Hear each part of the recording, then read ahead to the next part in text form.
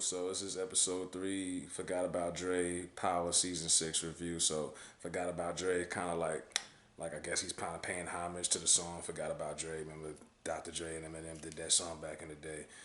Um, you did get the theme song back, so you crybabies can shut the fuck up now. You got to hear Joe's vocals, the Big Rich Town, the original song. They brought it back. The internet bullied one of the biggest bullies in on the block. So you got that. But I want to get one thing clear. Now we all got opinions. It's all subjective. What I don't understand is you got people who watch this show faithfully every week, and I'm talking people who can't even wait till 8 o'clock. They watch it at 12 every Saturday, Sunday morning, just to bash the show. And I'm like, if you think the show is so poorly written or the acting is so bad, then why do you continue to watch? I just don't understand that miserable mindset that people have. I never watched a show I didn't like just to watch it. What are you watching it for? To keep up with the Joneses? You want to keep up with barbershop talk? Or because everyone at work's talking about it? Like, why are you wasting an hour of your time? Because that's how long these episodes are. Why would you waste an hour of your time watching a show that you don't think is good? That doesn't make any sense to me. I don't watch The Walking Dead for an example. It doesn't relate to me. I can't get into it. I'm not gonna watch it for an hour just because. But you got people who really like, especially on Twitter and shit. Maybe I'm just following some negative people. I just don't understand that. Like, why are you watching something that you just don't like? Like, I used to watch wrestling. And I thought once, it was a routine every year, every week, Monday night, watching wrestling. Got to a point where I didn't like it anymore. I stopped watching. No one's putting a gun in your head and making you watch the show. And then another thing is, I don't know if it's just us black folks, but we have a bad habit of comparing TV shows just because it's got black people directed and written and produced by. Like, you can watch Snowfall and Light Power. I don't see. I like both shows. The only reason, truthfully, I haven't reviewed Snowfall is because I moved over the summer when season 3 first started, and I wasn't able to catch up, so I'm still behind. But I would have reviewed that too. I mean, you could watch both shows. I mean, I don't understand why we compare. Both shows have nothing in common. It's like comparing apples to oranges, but that's a whole nother thing. But I just wanted to get that off my chest. I'm just like, that shit just annoys me. It's like back in the day, everybody would compare Fresh Prince and Martin. It was two different fucking shows. But anyway, so Forgot about Dre. This episode was directed by 50. You could tell in the first 5 minutes because they're in the safe house. Dre is in there. His bitch ass is in there. He's easily the most hated villain on the show. Because with Kanan and Angela, it was like a 50-50 reaction from the fans because they showed signs of morality. Dre has no morality. And that's what makes Dre so hated. Because he's so selfish and so conniving. And like I say, they're saving him. So when he does finally get killed, it's gonna be really worth it because you've been waiting for it so long. So he's in the safe house in witness protection with his daughter. The Mendez crew comes in there, and Donovan and the feds are in there. And Donovan is already G checking him like, yo, why does this girl have a diaper rash? Donovan showing his parental skills. So they're trying to humanize Donovan, the black guy, the angry black federal agent, before they get ready to clip him. And he has a daughter of his own. And when the Mendez crew comes in there and they proceed to spray rounds in that motherfucker, and I loved how they directed this scene where they slowed it down. And when they're slowing it down, they're hitting rounds off. Donovan parental skills kicks in. He ducks and takes cover over Dre's daughter, while Dre's bitch ass goes and takes cover for himself. Dre doesn't have the instincts to be a parent to look out for someone else. His instinct is just look out for myself. So that's what he does. He ducks and looks for himself. Donovan takes a bullet protecting his daughter. And then after it's all said and done, and Donovan saves the day and protects it, everyone's dead. Dre kicks the gun away and he proceeds to put the gun to Donovan's head. And Donovan's like, yo, come on, man, I just saved your life. He's like, I got a little girl too. And Dre was like, nigga, I didn't ask you to do that shit. Because he's thinking Donovan's the last line of defense. If I can get Donovan out the way, I can run away and I can get the fuck out of here and leave the situation.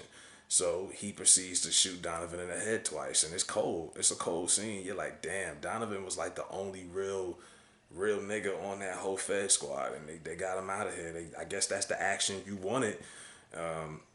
Now, why does Dre's stupid ass proceeds to go to the Guardia airport where most of the feds hang out and gets caught? That I don't understand that. But he went to the fucking he went to the airport and he got busted. Not even 5 minutes in that motherfucker. And then the feds bring him back for questioning. You know, they thought he exposed the safe house location. They want him to testify against Alicia Mendez, and that's the only reason why he was in that situation in the first place. So that's how the show starts off. Then you get this crazy sex scene with Lorenz Tate and his employee for his campaign. I believe she's actually dating the white dude, his manager that he beat up in the last episode. So that is going to be interesting to see. So then the DNC member, Ramona Garrity, bad as fuck. She comes in there, light skin, kind of give me them Lisa McDowell from Coming to America vibes. She comes in there, takes her power, ironically, and fires half of his staff. He's not feeling it. You could tell that eventually Ghost is gonna fuck this bitch, just like he fucked Fancy from last episode, last season. Fancy from Jamie Foxx show. Ghost is gonna end up fucking this bitch. So then Saxe goes back to Saxe. So Saxe is just trying to do whatever to save his job, and he needs to take down Ghost immediately to save his ass, or he's out of there because the new U.S. attorney ain't feeling him. So Saxe meets with Alicia, and like I said, Dre only agreed to testify for immunity, but they pitched Saxe a deal: send her to Mexico, let her walk, and they'll take the trial to Mexico. She just wants to be home with her people, and he's like, man, fuck that. I'm not letting you get away with this because my job is on the line. So Saxe is really looking out for himself, and he's a desperate man at this point. He's got to do what he can. So then you go back to Jason and the Serbians, and they bring in Tommy and Ghost differently. I like the way they shot that too, because it seems like Jason's is having one conversation, but they show that the camera flips to Ghost and Tommy, and he's still playing Ghost and Tommy. They don't even know at this point. And he wants full control of the cartel connect that the Mexicans have, and he wants them to bring Alicia alive, which means they have to break her out of custody when she goes on trial, which isn't easy to do, but he's asking them to do some real cat and mouse type of shit. And he wants that power structure control over that the Mexicans have. He wants that for his crew. So that's the main thing of this episode, trying to get Alicia out of custody and bring her to Jason. So then you go back to Tasha. So Tasha is just chilling at her mom's crib. She realizes her mom's is running damn near a daycare center in the hood, and she pitches this idea to her mother: we should run a daycare center. And her mother's like, no, I want to retire, bitch. Like, her mother's a trip. And she's like, if you fixed your marriage with Ghost, we wouldn't have to work. So she's pissed off. And Tasha is struggling as a single mom. She's like a all-time OG trap queen. She ain't never been in this position before. She's staying in some what looks like a decent apartment, but compared to that penthouse, it ain't shit. And she's struggling. Tariq and them is looking at her like, where the fuck are we at? Tariq ain't got no room. She tell him to go sleep on the couch. He ain't having it. you know. And then the dagger, he offers her some money to help, because she sees his mom is struggling. And when she sees it, she's like, where did you get that money from? And he's like, Canaan. And obviously it's drug money, but she's so naive to even to think that he's up there doing that shit. She's just like, take that off my table right now. I don't want that dope money, whatever. It's Canaan shit. So Ghost comes in there, and she basically has a meltdown, and she's like, you know what, Ghost, you could take your son this weekend because I've had enough. I can't accommodate you guys. And then that leads to Ghost confronting Tariq about the whole Tommy thing. And he's asking he's asking Tariq about Tommy, and he's like, you fucking knew, didn't you? And he finally confronts Tariq almost as if the way you want him to confront him. Like you want to call me Ghost, and you want to, talk to me like I'm a nigga on the street. He finally confronted him like on some real shit. Either you got my back or you don't. And Ghost is vulnerable at this point because everyone's against him, and it seems like everyone's in Tommy's corner so far, even his wife. And so Ghost is like, yo, you gotta have my back. And Tariq's got his own issues. He's up there at Choke selling these pills with his own little crew, his own little Tasha and Tommy. But it's something about that girl I don't trust, that Effie girl. I think eventually she's gonna cross him. And he ran out of pills. He told them he got to connect, but he don't got to connect. Everything that was Canaan that passed on to him, he ran out of. And now they like, okay, where's the rest of the shit? They getting money hungry. They making money. And they're playing chess. And when she says that she knows about his sister and that she looked it up online, it's like, that's kind of weird to me. Somebody looking you up online, I wouldn't trust them. But so, that's gonna be something to look forward to. This Effie girl can't be trusted clearly. So in the last episode, Proctor's ex-wife had put that bug on the book bag of his daughter. So these conversations now have even more meaning between Proctor, Ghost, and Tommy. So Tommy confronts Proctor about trying to get Alicia out. He wants to know where's her trial, what's the courthouse. Now, luckily for Tommy, Proctor's daughter was there, but she took the book bag upstairs, so none of this got picked up. But eventually, something is gonna have to get picked up. So Tommy got lucky on that one. And then Tasha meets up with Ramona Garrity. That's the light skinned broad that Lorenz Tate is dealing with, the DNC member. And they basically want her and Ghost to continue to play house for this campaign. And she's like, fuck that. But once again, she finesses so well. She finesses Tate. And she's like, give me a daycare license and give me a loan and let me start a business. And yeah, I'll play house all you want. So Tasha, once again, finesses every situation that comes across her. And she pulled it off. So, I mean, good for Tasha. And then it all leads up to this trial. That's what the whole episode leads up to, the anticipation of this trial, when they all go to this courthouse and they got Ghost dressed up as an electrician in disguise. I don't know what Ghost was gonna do with that, but Ghost got on the hat and the jacket and the tool bag, and somehow Tommy and his crew. Now Tommy and his crew, they still got their nonsense going. They a mess, but they need a female to be in the bathroom to make sure Alicia is in the bathroom. They got Keisha to do it.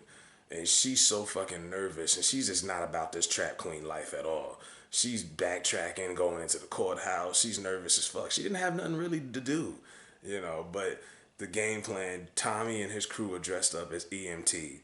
How they got an ambulance and did all of that, I don't know. Like I say, some people will say, well, it's unrealistic, but that's the thin line.